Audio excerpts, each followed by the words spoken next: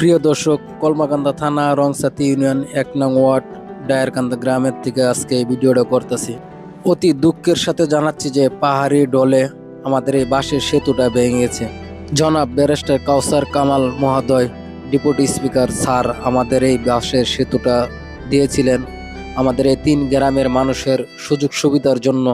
আজকে এই পাহাড়ি ডলে এই ব্রিজটা ভেঙে গেছে।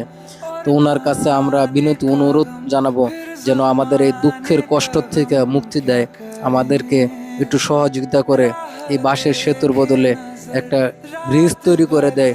সেই প্রত্যাশায় রাখবো ওনার কাছে, যেন আমাদের এই ৩ গ্রামের মানুষের দুঃখ কষ্ট দূর হয়, এই বাঁশের সেতুর থেকে একটু মুক্তি দেয়। আমাদের গ্রামের ছোট ছোট ছেলে মেয়ে স্কুলে যেতে খুবই কষ্ট হয়।